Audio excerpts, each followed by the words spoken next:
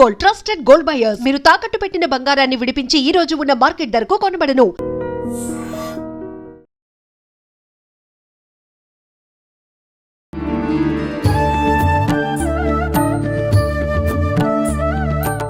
నమస్తే అమ్మా. అమ్మ, రథసప్తమి రాబోతోంది. అయితే ఈ రథసప్తమి రోజు కొన్ని విధానాలు చాలా చక్కగా ఆచరిస్తూ ఉంటారు. ఆ రోజు అంటే పొంగల్ చేయడం కానివ్వండి, అది కూడా మనకు ఇంటి ముందు వండటము, ఇవి కొన్ని విధానాలు చూస్తూ ఉంటాం. అసలు ఎందుకు ఈ రథసప్తమి ఎందుకు చేసుకుంటారు ఈ విధానంలో? ఎందుకు అని అంటే ఇప్పుడు సూర్యుడు వచ్చే అంటే చెప్పాను కదా, ఇది ఉత్తరం వైపు సూర్యుడు గమనం వెళ్తున్న, అందుకే ఉత్తరాయణం అని పిలుస్తాం. ఉత్తరాయణం అంటే ఉత్తరం వైపు వెళుతున్నాడు. ఈ ఉత్తరం వైపు కానీ చూడండి, మన ఋషులు మునులు చాలా చాలా గొప్పవాళ్ళు. ఎందుకు అని అంటే ఇప్పుడు నేను ఇది చదువుకున్నానండి, ఈ ఖగోళ శాస్త్రం తెలుసు, ఈ శాస్త్రం తెలుసు అని చెప్పేసి ఇవన్నీ బయటకు తీస్తున్నాను అని అనుకుంటున్నాను. వాళ్ళు అసలు ఏం తెలుసని వీటన్నిటినీ బయటకు తీశారు అని అన్నప్పుడు, ఇప్పటి వరకు ఏంటంటే ఫుల్ చలిలో ఉంటాం మనం. ఇప్పుడు ఏంటి అని అంటే ఇప్పుడు వచ్చేసరికి ఎండ, అంటే సూర్యుడు మొదలవుతున్నాడు. అది కూడా ఎలాగో అంటే రథం, అంటే అంత స్పీడ్గా వస్తున్నాడు అని ఒక అర్థం. అయితే ఆ రథం దేనికి అని అంటే మన మనస్సుకి ప్రతీక. అందులో కూడా చూడండి 7 గుర్రాలు ఉంటాయని అంటారు మీరు వింటే. ఆ 7 గుర్రాలు ఏంటి అంటే మన లోపల ఉన్న 7 చక్రాలు. సో అంటే ఏంటి అంటే ఈ సూర్యరశ్మి ఎప్పుడైతే అంటే ఆ రథసప్తమి రోజు చేసే ప్రతి పూజలోనూ కూడా అర్థం ఏమిటి అంటే ఒక్కొక్క చక్రాన్ని ఏం చేస్తోంది అంటే శుద్ధి చేస్తోంది. ఎప్పుడైతే మొత్తం 7 చక్రాలని శుద్ధి చేసుకుని సూర్యుడి యొక్క శక్తిని నింపుకుంటామో మీలో ప్రాణశక్తి అధిక జబ్బులు ఫస్ట్ అంటే శరీరానికి సంబంధించిన భవరోగములు తగ్గుతాయి. అంటే ఏంటి అంటే ఎమోషనల్ ప్రాబ్లమ్స్, లేదా మెంటల్ ప్రాబ్లమ్స్, లేదా ఫిజికల్ ప్రాబ్లమ్స్ మొత్తం అన్నీ తగ్గుతాయి. ఇవన్నీ తగ్గితే ఏమవుతుంది అండి, మనలో ఉన్న దృష్టిలోపం అన్నది పోతుంది. దృష్టిలోపం అంటే ఏంటంటే మనందరికీ యాటిట్యూడ్ ప్రాబ్లం. ఎప్పుడు నేనేం చేస్తూ ఉంటా అంటే మీరు తప్పని చూపించాలని ట్రై చేస్తూ ఉంటా. కానీ దేవుడు మనకి పాపం చాలా బాగా చెప్తాడండి. ప్రకృతి అంతాను ఇలా మీకు చూపించేసరికి 4 వేళ్ళు ఎవరి వైపు తిరుగున్నాయి అంటే వేళ్ళు కూడా తత్వం చెప్తున్నాయి, మన బుర్రకే అర్థం అవటంలే. ఆ ఒక్కటి మాత్రం ఎందుకు ఆడవైపు చూపించడం, ఎవరి వైపు చూపించుకో, మన వైపు ఎప్పుడైతే చూపించుకున్నామో ఆత్మ విమర్శ అంటే దృష్టిలోపం అంటే ఏంటి అంటే మీరు తప్పని చెప్పడం. ఆ దృష్టిలోపం పోవడం అంటే ఏంటి అంటే ఎప్పుడు ప్రతిసారి మనమే విమర్శించుకోవడం. ఇలా చూపించడంలో ఏమొస్తుంది అంటే 2 ఉంటాయి. చాలా మంది నేను విమర్శిస్తున్నా, ఇప్పుడు చూడండి సినిమాలు చూసి ఇవి చూసి లేకపోతే క్రికెట్ చూసి మేము విమర్శకులం అండి అంటారు. విమర్శకులు వేరు, కించపరిచేవాళ్ళు వేరు. విమర్శకుడు ఎప్పుడు ఎలా ఉంటాడు అంటే కరెక్ట్ నిజాన్ని చెప్తూ ఉంటాడు. కించపరిచేవాడు ఏం చేస్తూ ఉంటాడు అంటే అవతల వాళ్ళలో ఉన్న లోపాలు అంటే వాడు పడిపోవడానికి కారణం అవుతాడు. విమర్శకుడు ఎప్పుడు మీలో ఉన్న ఎనర్జీని ఏం చేస్తూ ఉంటాడు, తీస్తూ ఉంటాడు, బయటికి తీస్తూ ఉంటాడు. అంటే మీరు పడిపోతున్న సమయంలో మిమ్మల్ని నుంచోపెట్టేవాడిని నిజమైన విమర్శకుడు అని అనాలి. మీరు పడిపోతున్నప్పుడు ఇంకా పడేసేవాడు. అందుకే చూడండి ప్రకృతిలో 100% కించపరిచేవాళ్లే ఎందుకుంటారు అని అంటే మనలో ఏ ఎమోషన్ ఉందో దానికి ఇప్పుడు ఎవరింట్లోనూ పిల్లలకు పెళ్ళి అవ్వలేదు అనుకోండి, ప్రతి ఒక్కళ్ళు వచ్చి మీ పెళ్ళి అవ్వలేదా అంటారు. చదువు అంటే ఏంటి అంటే మనలో ఏ ఎమోషన్ ఉందో దాన్ని వాళ్ళు ఏం చేస్తూ ఉంటారు, వేలెత్తి. కానీ అప్పుడు మనం చేయాల్సిన పని ఏంటి, నుంచోవాలి కదా. ఎందుకు అంటే ఎవరైతే పడిపోవాలనుకున్నారో అప్పుడు పడిపోకూడదు. ఆ పడిపోకూడదంటే మనలో ఏం రావాలి, ఎనర్జీ, బలం రావాలి.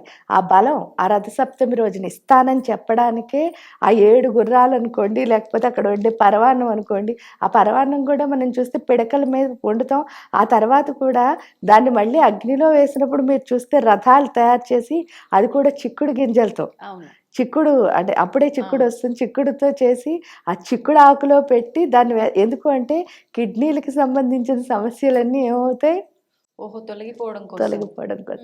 ఎందుకంటే కిడ్నీలకు సంబంధించిన సమస్యలు అనుకోండి, లంగ్స్కి సంబంధించి అవన్నీ పోతాయని. ఇప్పుడు ఆవు పేడ అది కాలడం వల్ల వచ్చే అది ఏదైతే ఉందో ఆ స్మెల్ వల్ల ఏమవుతున్నాయి, లంగ్స్లో ఉన్న ప్రాబ్లమ్స్ క్లియర్ అవుతున్నాయి. అంటే మనలో బాడీలో ఉన్న ఒక్కొక్క అవయవంలో ఉన్న ప్రాబ్లమ్ని క్రియేట్ చేయడమే అక్కడ రథసప్తమి యొక్క ముఖ్య ఉద్దేశం. అందుకని పండగ రోజు ఇలాగే చేయాలా అండి, ఇలా చేయకపోతే ఏమవుతుందండి అని అడగకూడదు. వాళ్ళు ఏది పెట్టినా సరే మన లోపల బాడీలో, ఫిజికల్ బాడీలో కానీ, స్పిరిచువల్గా బాడీలో కానీ, మెంటల్ 3 బాడీల్లో ఉన్న ప్రాబ్లమ్స్ని సాల్వ్ చేయడంతో పాటు మనలో ఉన్న దృష్టి లోపాలని పోగొట్టి ప్రతి క్షణం వేరే వాళ్ళని నువ్వేం విమర్శించక్కర్లే, మనం చేసిన తప్పులు మనం తెలుసుకుంటే కదా మనం ఎదుగుతాం. అంతే. ఎందుకంటే తప్పు చేయడం ఈజీ, అవును. కానీ అది తెలుసుకుని దాన్ని రెక్టిఫై చేసుకున్నవాడు ఏమవుతాడు? ఒప్పుకోవడం, ప్రపంచంలో అంటే అందరూ ఉంటారు. చాలా చాలా మంది అంటే అది జోక్గా చెప్పినా సీరియస్గా ఏంటి అంటే హిస్టరీ బోల్డ్ మంది చదువుతారు, వీడే హిస్టరీ అవడం చాలా తక్కువ మంది అవుతారు కదా. ఆ హిస్టరీ అయ్యేవాడు ఎలా ఉండాలి అంటే ఎప్పుడూ కూడా మనలో ఉన్న బలహీనతలు ఏవైతే ఉన్నాయో అవి మనకే తెలియాలి. ఇప్పుడు నాలో ఉన్న బలహీనతలు మీకు తెలిసాయి అనుకోండి, అప్పుడు ఎవరికి ప్రాబ్లం? నాకు ప్రాబ్లం అవుతుంది. అదే నాలో ఉన్న నాకు బలహీనతలు నాకు తెలిసాయి అనుకోండి, వాటిని స్ట్రెంత్ కింద ఎలా మార్చుకోవాలో ఎవరికి తెలుస్తుంది? మీకు అర్థమవుతుంది. అందుకని వేరే వాళ్ళని విమర్శించడం వదిలేసి మనం ఎప్పుడైతే విమర్శించడం మొదలు పెట్టామో మనలో ఉన్న దృష్టిలోపం పోతుంది. ఎప్పుడైతే దృష్టిలోపం పోయిందో ఎదగడం మొదలు పెడతాం. అదేంటి అంటే ఫిజికల్ లెవెల్లో ఎదగడం అనుకోండి. ఫస్ట్ ఫిజికల్ లెవెల్లో ఎదిగితేనే స్పిరిచువల్గా ఎదగగలం. స్పిరిచువల్గా ఎదిగితేనే ఇక్కడ వచ్చేసరికి ఏంటి అంటే యాస్ట్రల్ లెవెల్, అంటే మన లోపల మంచి మంచి ఆలోచనలు వస్తాయి. ఆ పెద్ద ఆలోచనలు ఏమిటి అంటే ఇప్పటి వరకు ఏంటంటే నేను నాది అన్న స్వార్థం పోయి ఎక్కడికి వస్తుంది, మన ప్రపంచాన్ని అంతటినీ ఎలా బాగు చేయాలి, అలాంటి పెద్ద పెద్ద ఆలోచనలు వస్తాయి. ఎప్పుడైతే వచ్చాయో ప్రపంచం ఎలా ఉంటుంది? ఎందుకంటే ఒక 10 మందికి వస్తే మా గురుజీ ఎప్పుడు ఒకటి చెప్పేవారు, ఏంటి అంటే ఈ భూ ప్రపంచంలో ఇన్ని వేల కోట్ల మంది జనం ఉంటే 75,000 మంది ప్రపంచాన్ని మార్చాలి అని అనుకుంటే చాలు ప్రపంచం మారిపోతుంది అని. అంత తక్కువ సంఖ్య అంటే చూడండి పాజిటివ్నెస్ యొక్క విలువ ఎంత ఉంది. అవును. అంటే ఆ 75,000 అంటే ఇంకోటి కూడా ఆలోచించుకోవచ్చు, ఏమిటి అంటే మనం సిగ్గుపడాల్సిన విషయం ఆ 75,000 మంది కూడా లేరా ప్రపంచం మారాలనుకునే వాళ్ళు. అంటే ఉన్నప్పటికీ ఎవరికి వారు అంటే ఆ కనెక్షన్ లేదు, చేయకపోతే మా పైకి ఏదో వస్తుంది అనే భావనలో తగ్గుతారు కదమ్మా చాలా వరకు. కానీ ఇంక పరోపకారార్థం ఏదైనా శరీరం మనం చెయ్యాలి అనుకున్నప్పుడు ఏదొస్తే దాన్ని యాక్సెప్ట్ చేస్తూ ముందుకెళ్ళాలి కదా. అది వెళ్ళాలి అన్నా కూడా మన స్ట్రెంగ్త్ మనకు అర్థం అవ్వాలి. ఇక్కడికి వచ్చేసరికి వీళ్ళు ఏం చెప్తారంటే ఈ రథసప్తమి రోజున అందుకే ఈ 7 చక్రాల్ని మార్చుకుని మన మనస్సుని మన అధీనంలో పెట్టుకోవడం ఎప్పుడైతే వస్తుందో. ఎందుకంటే ప్రకృతి అంతా ఎలా చెప్తూ ఉంటుందంటే నువ్వు ఇది చేసావు కదా, నీకు ఈ చెడ్డ జరిగింది, ఏంటి లాభం అని అంటారు. అనగానే మనం పడిపోకూడదు, ఎందుకంటే మన మనస్సు అధీనంలో ఉందనుకోండి ఎప్పుడు మనం పడిపోం. ఏంటంటే మనం ఏం చేస్తున్నామో మనకి తెలుసు కదా. ఒక్కసారి ఏంటంటే ఫస్ట్ ఏదైనా కూడా ఇప్పుడు సపోజ్ దీపం ముట్టుకోవాలని పిల్ల వెళుతోంది, మనం వెనక్కి లాగుతాం, దానికి బ్యాడ్ డే. ఏంటంటే నేను ముట్టుకోవాలని అంత కాంతిని వెళ్తుంటే ఈ వీళ్ళు ఎందుకు లాగారు అనిపిస్తుంది, కానీ అది కాలుతుందని ఎవరికి తెలుసు? నెక్స్ట్ పరిణామం పెద్దవాళ్ళకి తెలుసు. సో అలాగే మనకు అప్పుడు బ్యాడ్గా అనిపించినా సరే అది ముట్టుకుంటే మనకి మంచిది కాదేమో, అందుకని ప్రకృతి మనకి ఇవ్వలేదు. సో ముట్టుకునేది ఇంకోటి ఏదో మనకి బెస్ట్ అది ఇస్తుంది. అంటే ఒకటి పోయిందని చెప్పేసి దానికోసం బాధపడడానికి ఏం లే, మనకి రావాల్సిన బెస్ట్ ఏదో మనకు వస్తుంది. ఆ బెస్ట్ వచ్చినప్పుడు మనం తీసుకోవడానికి రెడీగా ఉండాలి. అంటే మాత్రం మన మానసిక స్థితి ఎప్పుడు ఎలా ఉండాలి? స్ట్రాంగ్గా ఉండాలి. ఆ స్ట్రెంగ్త్ మన లోపల పెంచుకోవడానికే రథసప్తమి. ఎందుకంటే ఆ రోజు నుంచే మీరు చూస్తే సూర్యుడి యొక్క గమనంలో చాలా చాలా అంటే వేడి అన్నది అక్కడి నుంచే వస్తుంది. ఇక్కడ వేడి యొక్క గొప్పతనం ఏమిటంటే చాలా మంది ఎండలో నుంచోవడం ఇష్టం ఉండదు, కానీ ఎండలో నుంచుంటే ఎంత మంచిది, అందుకే హోమం దగ్గర ఉంటే ఎంత మంచిది అంటే ఆ పొగ వస్తే ఏం బాగుంటుందండి, వేడి వస్తే అంటారు. ఆ పొగని వేడిని ఎవరైతే ఎంజాయ్ చేస్తారో వాళ్ళకి వచ్చేది ఏమిటి అంటే మీకు చెప్తా. మన ఇంట్లో ఏదైనా ఒక వస్తువు ఉంది, ఇప్పుడు బియ్యం ఉన్నాయనుకోండి, ఆ బియ్యంలో పురుగులు పట్టాయి, వెంటనే ఎక్కడ పెడుతున్నాం? ఎండలో పెడుతున్నాం. అంటే ఎండలో పెడితే ఏం పోతుంది? పురుగు వెళ్ళిపోతుంది. అంటే లోపల బ్యాక్టీరియా పోవాలంటే ఎక్కడ ఉండాలి? ఎండలోనే వేడిలోనే ఉండాలి. ఆ పొగ యొక్క గొప్పతనం ఏమిటి అంటే పొగ ఎప్పుడైతే వచ్చిందో మీరు నిజంగా హ్యాపీగా పొగను లోపలికి తీసుకుంటే ముక్కులోంచి చెవుల్లోంచి కళ్ళల్లోంచి నీళ్ళు వస్తాయి. ఏం బాగుంటుందండి అనిపిస్తుంది. లోపల ఉన్న మలినాలన్నీ వాటర్ రూపంలోనే కదా పోతాయి. ఓ అందుకని చెప్పేసి అక్కడ హోమం దగ్గర కూర్చున్నా ఈ ఎండలో కూర్చున్నా మనలో ఉన్న బ్యాక్టీరియాని మనం వదిలించుకుంటున్నాం. ఓకే ఓకే సో అందుకని ఏంటి అంటే రథసప్తమి నుంచి ఆ వేడి ఎవరైతే తాకుతారో అంటే చూడండి కే విటమిన్ వస్తుంది, ఇవన్నీ రైట్. ఎప్పుడైతే డి విటమిన్, కే విటమిన్, అన్ని విటమిన్లు సూర్యుడి యొక్క స్థితి నుంచే వస్తుంది.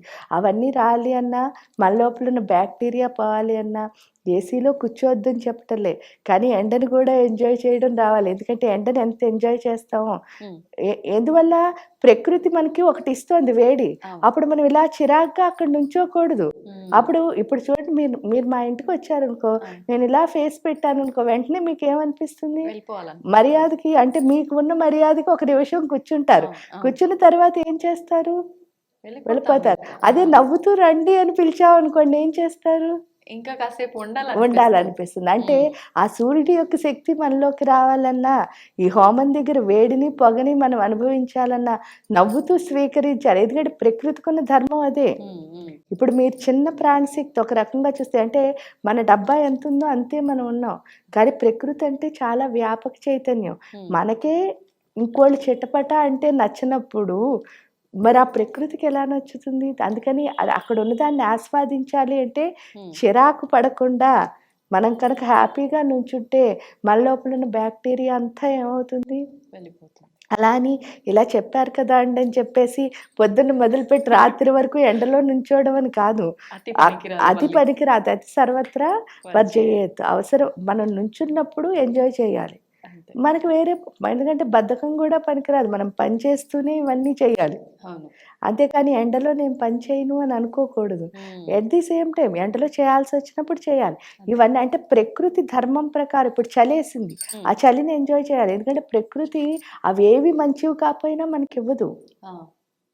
ఎందుకంటే చలి ఎప్పుడు మనలో ఉన్న ఎమోషన్స్నే బ్యాలెన్స్ చేస్తుంది, ఇరిటేషన్స్ని బయటకు తీసేస్తుంది. ఎందుకంటే చలి వచ్చిన వెంటనే మనం ఏం చేస్తాం చెప్పండి? వణుకు వస్తుందా? ఆ వణుకు ఏంటి? మనలో ఉన్న ఇరిటేషన్స్ని బయటకు పంపించేస్తుంది.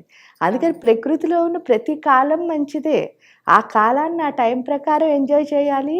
అంతేకాకుండా అక్కడ వచ్చిన ఫలాలు అంటే ఆ ఫ్రూట్స్ కానీ ఫ్లవర్స్ కానీ వాటిని కూడా ఎంజాయ్ చేయగలగాలి.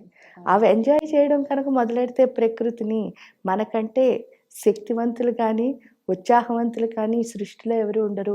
జస్ట్ ప్రకృతిని ఎంజాయ్ చేయలేకపోవడం వల్లే మనకు అన్ని ప్రాబ్లమ్స్. అది చెప్పలేక వీళ్ళు ఏం చేశారు అంటే పండగలని పూజలని ఇవన్నీ పెట్టడం ద్వారా అట్లీస్ట్ ఆ ప్రకృతితో మనం కనెక్ట్ అవుతాం. అంటే ఆ భక్తి మన లోపల మనమే చెప్పుకుంటున్నాగా ఆ భక్తి మన లోపల లేదు. ఆ లేదు కాబట్టే ఒక మంత్రం ద్వారా డివినిటీ అన్నదాన్ని ఇచ్చారు. నువ్వు ఇలాగే రూల్స్ ఫాలో అవ్వాలి అని ఎప్పుడైతే చెప్పారో కొంచెం ఇప్పుడున్న పరిస్థితి కంటే డిఫరెంట్గా మన మనసులో మార్పు వస్తుంది. ఆ మార్పు ఎప్పుడు వచ్చిందో కొంచెమైనా కనెక్ట్ అవుతాము అని చెప్పేసి పెట్టినవి ఇవన్నీను. కాబట్టి ఆచారం కానీ వ్యవహారం కానీ లేకపోతే మీకు ఇచ్చిన వర్ణం అంటే మీకు ఏ కులం వచ్చిందో పుట్టుకతో ఆ కులం కానీ లేదా ఆశ్రమం, మీరు గృహస్థుల, సన్యాసుల, వానప్రస్థుల, బ్రహ్మచారుల, ఈ 4 ఆచారాల్లో మీకు ఏ మీరు దేన్ని ఫాలో అవుతున్నారు, ఏ ఆశ్రమాన్ని ఆచరిస్తున్నారు? అందుకే అమ్మవారిని వర్ణాశ్రమ విధాయిని అని కూడా అంటారు. మనకి ఇచ్చిన కుల ధర్మాన్ని కానీ ఆశ్రమ ధర్మాన్ని కానీ ఖచ్చితంగా ఫాలో అవ్వాలి. అంతేకాని నేను దేవుడు పూజ చేస్తున్నానండి, ఇప్పుడు చూడండి సూర్యుడి దగ్గర నుంచోమన్నాం అని చెప్పేసి 24 hours నుంచున్నాను కాబట్టి ఇంట్లో వాళ్ళకి అన్నం వండి పెట్టనండి అంటే కుదరదు. గృహస్థాశ్రమంలో ఉంటే టైం ప్రకారం ఏం చేయాలి? వాళ్ళ పనులు కూడా నిర్వర్తించాలి. అన్నీ అంటే మన ఆశ్రమ ధర్మం ప్రకారం మనకి ఇచ్చినవన్నీ మనం ఫాలో అవుతూ ప్రకృతిని కూడా మనం ఏం చేయాలి? కలుపుకోవాలి మన లోపల. ప్రకృతిని కలుపుకోవాలంటే వీళ్ళు కలుపుకుంటారో లేదో అని మన ఋషులు మునులు ఏంటంటే మంత్రం ద్వారా కనెక్ట్ అవ్వడం నేర్పించారు. అందుకనే మంత్రశాస్త్రం అంత గొప్పదైంది. అది ఎంత బాగా ఏదో ఒక మంత్రం చేస్తూ ఉంటే ఏమవుతుంది అంటే ఆ ప్రకృతితో మనం కలిసే అంటే దాన్ని ఎంజాయ్ చేసే స్థితి మనకు వస్తుంది. దాన్ని ఎంత ఎంజాయ్ చేస్తామో అంత మనమే ఎదుగుతాం నిజం చెప్తే. ఎందుకంటే ప్రకృతి ఎప్పుడు మనకు ఉత్సాహాన్ని ఇస్తుంది, ఆగనివ్వదు. పరిగెట్టిస్తుంది Flow అనమాట. వెళ్తూ ఉంది ఆ ప్రవాహం. ఫ్లో మనకి రావాలి అంటే మాత్రం ప్రకృతితో ఖచ్చితంగా అది సూర్యుడు చంద్రుడు, ఎందుకంటే వాళ్ళే ప్రత్యక్ష దైవాలు. వాళ్ళిద్దరూ లేకపోతే మన గమనమే లేదు. ఇంకా చెట్లు, అవును. ఈ మిగతా అన్ని ఆవులు, అవి పాలు ఇవ్వకపోతే మనకి పోషణ లేదు. సో వీటన్నిటిని మనం కాపాడుకోవాలి. ఎందుకు అంటే మనం బతకాలంటే అవన్నీ ఉండాలి. ఉండాల్సిందే. దేన్ని ఇబ్బంది ఇబ్బంది పెట్టకూడదు, మనం పెట్టకూడదు, ఇబ్బంది మనం పడకూడదు. ఇబ్బంది పడకూడదు. ధన్యవాదాలమ్మా.